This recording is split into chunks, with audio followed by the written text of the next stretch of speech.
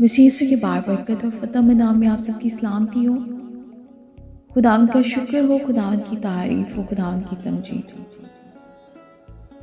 हम खुदावंद का शुक्र अदा करते हैं इस खूबसूरत वक्त के लिए जो खुदावंद ने हमें मुहैया किया कि हम खुदावंद का जिंदा पाक कलाम पढ़ सकें और खुदावंद के जिंदा पाक कलाम को अपनी ज़िंदगियों में ले सकें। खुदावंद का कलाम जो हमारे कदमों के लिए चिराग और हमारी राहों के लिए रोशनी है। अजीज़ों, हम सब कलाम पढ़ने वाले बने।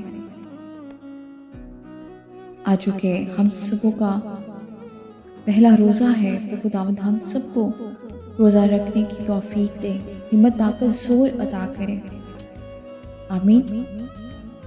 आइए अजीज़ों, आज सुबह हम खुदावंद के जिंदा पाक कलाम में से पढ़ेंगे मत्ती की अंजील उसका 6वां बाब, रोज़ा के बारे में तालीम। और जब तुम रोज़ा रखो तो रियाकारों की तरह अपनी सूरत उदास ना बनाओ, क्योंकि वो अपना मुंह बिगाड़ते हैं ताकि लोग उनको रोज़ादार जाने।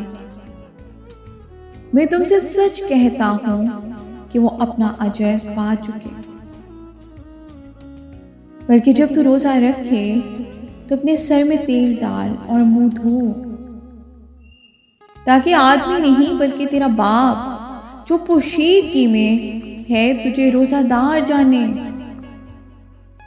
इस सूरत में तेरा बाप जो पोशीदगी में देखता है तुझे बदला देगा।